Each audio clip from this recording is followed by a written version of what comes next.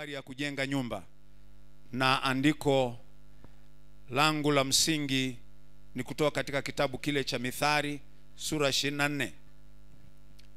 Nitasoma ile mistari 7 ya kwanza, nitaruka nitasoma na ule mstari wa 14, nitasoma na mistari mingine mingi ya kutoka katika kitabu cha Mithali ambayo inazungumza vitu ambavyo nimetamani niviseme leo katika ibada hii pamoja na wanandoa.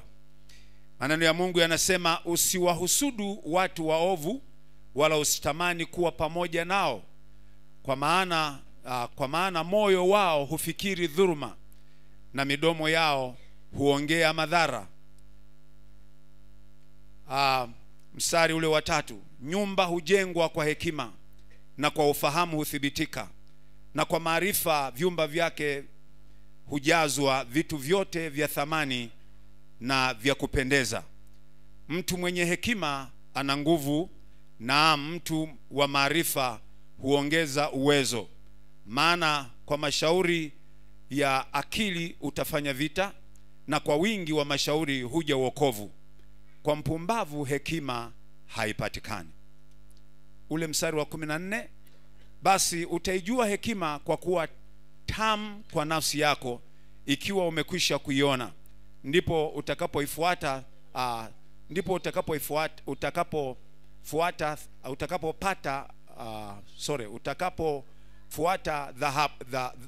thawabu, wala tumaini lako halitabatilika. Bwana Yesu asifiwe. Maneno haya yanazungumza habari ya nyumba, na wote tunafahamu nyumba ni mahali ambapo watu wanaishi, ni mahali ambapo pia wanyama wanaweza wakaishi. Wangapi wamefuga ng'ombe au mifugo? Wangapi wamefuga nguruwe? Hatuwalazi nje, wanajengewa nyumba. Ng'ombe hatuwalazi nje, wanajengewa nyumba. Mbuzi hatuwalazi nje, wanajengewa nyumba. Lakini pia mwanadamu kwa kawaida na kwa asili yake anakaa kwenye nyumba, hakai nje ya nyumba, kwa sababu kwenye nyumba ndipo ambapo Mungu ametengeneza mazingira na maisha ya mwanadamu yakulie, yafanikiwe, yastawi katika nyumba. Lakini nitazungumza zaidi kipengele kinachozungumza ujenzi wa nyumba. Nyumba ni nyumba, lakini inahitaji ujenzi. Na unapopita kwenye mitaa, kuna watu wengine wamejenga nyumba za ajabu sana, ni nzuri, na wengine wamejenga nyumba lakini hata ukiangalia hupati picha na kuelewa ya kwamba huyu mtu alipokuwa anajenga alielewa ya kwamba anajenga nyumba mahali atakapoishi, kwa sababu haifanani, inaonekana haikujengwa kwa ustadi, ilikosa watu wa kuijenga kwa viwango vinavyotakiwa. Na wako watu wameajiri watu kwa ajili ya kujenga nyumba, na mwisho wa siku walipokwenda kuangalia nyumba zao wakagundua ya kwamba mafundi walikuwa wamekosea, kwa sababu walikosa maarifa, walikosa ujuzi. Nyumba inahitaji mambo mengi. Bwana Yesu asifiwe sana. Nyumba inahitaji nini? Inahitaji vitu vingi. Jambo la kwanza ambalo tunalisoma katika maandiko haya, Biblia imeanza kwa kuzungumza watu wanaokaa kwenye nyumba. Wako wa aina nyingi. Biblia imesema wako watu ambao wanaitwa ni waovu. Anasema usiwahusudu watu walio waovu, wala usitamani kuwa pamoja nao, kwa maana moyo wao hufikiri dhuluma na midomo yao huongea madhara. Na hii inazungumza tu maisha ya mwanadamu ya kawaida. Mwanadamu anayeishi lazima awe na uwezo wa kuchagua watu wa kuwa na ushirikiano nao. Kama usipoweza kuchagua marafiki, unaweza ukapata madhara. Hata kama Mungu alikuumbia neema na usalama mkubwa, lakini kwa ule uhusiano na watu wa aina zozote, unaweza ukajikuta unaingia kwenye matatizo ambayo sio sehemu ya maisha yako. Na wako watu wengine wamefungwa magerezani, sio kwa sababu walikuwa wakosaji, ila walikuwa ni marafiki na watu ambao si wazuri, na wakajikuta na wao wanaangukia kwenye mikono isiyo salama. Na walipojaribu kujitetea kwamba hawahusiki, walikuwa hawana namna ya kukataa, kwa sababu wao ni marafiki na watu walio waovu.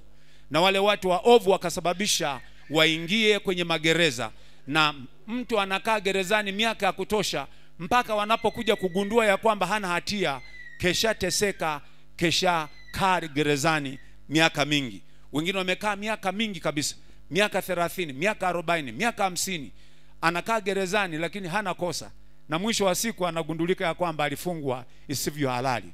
Hawezi kurudisha miaka yake, hawezi kurudisha chochote, alifungwa isivyo halali. Inawezekana chanzo chake ni marafiki aliokuwa nao, ndio waliomsababisha aingie kwenye matatizo. Wanasema ukiwa rafiki wa mwizi na wewe utakuwa mwizi, na inawezekana hujawahi kuiba, lakini vile anavyoiba yule mwizi mnakula wote, kwa sababu ni rafiki yako na wewe ni mwizi kwa maneno hayo. Inawezekana hujawahi kuvunja, lakini mwenzako amevunja, na zile fedha ambazo mnazitumia ama kunywa ama kufanyia chochote, mwenzako sio fedha za halali, amezipata katika mikono ya dhulma, na kwa sababu hiyo unashiriki dhambi ya mwenye dhambi kwa sababu ya uhusiano naye. Hilo sio neno kubwa sana ambalo ningetamani niliseme sana leo, lakini naomba mtu mmoja anisaidie kusoma vifungu viwili tena kutoka katika kile kitabu cha Mithali. Nisomee ile sura ya kwanza mstari wa 20 hadi wa 22, ukipata mstari wa 13, sura ya 13 mstari wa 20 hadi wa 23.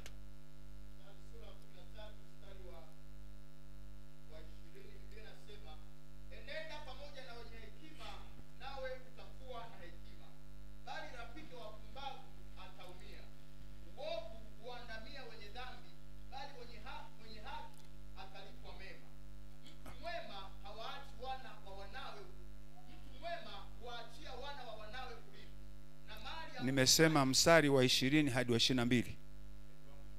Okay. Mstari wa 22.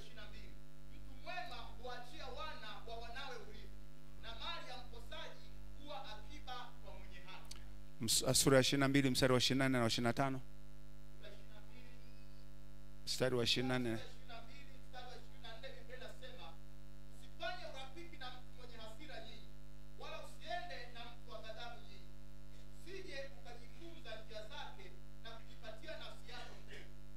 Bwana Yesu asifiwe.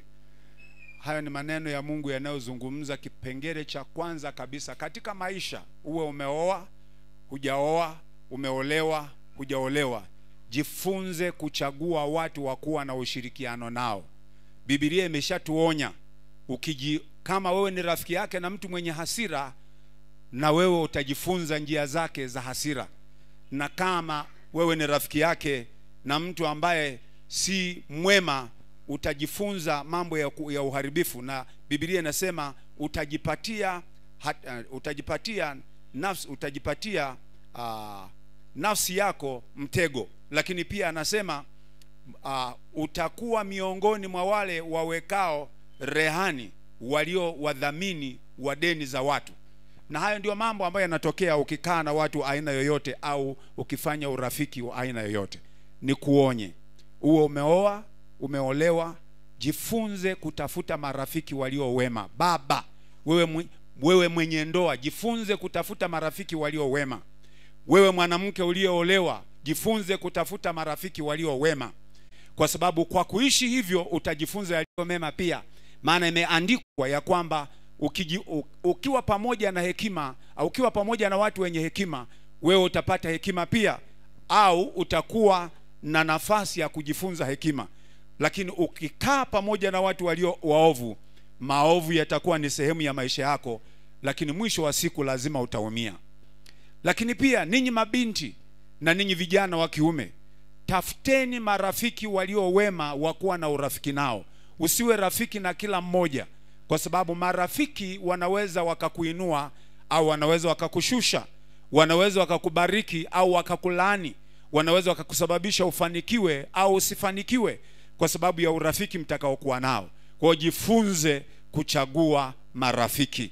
Naomba mgeukie jirani yako, mwambie sio kila mtu ni rafiki.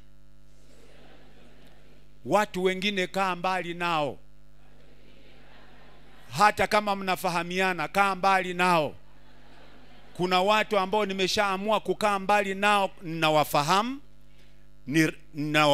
nawezekana wengine ni ndugu, na wengine ni watu ambao tumefahamiana kwa sababu tumeishi katika mazingira mamoja, au tunafanya kazi kwenye mazingira yanayofanana. Lakini ukishaona huyu tabia yake haiko vizuri, kaa mbali naye. kwa sababu ukikaa karibu naye atakufundisha mambo mabaya yatakayoleta madhara kwa maisha yako mwenyewe. Kwa hiyo kaa mbali na watu walio waovu. Naomba nisaidie tena kumwambia jirani yako, kaa mbali na watu walio waovu, usije ukajifunza maovu na wewe, na mwisho wake itakuwa ni kuangamia kwa maisha yako.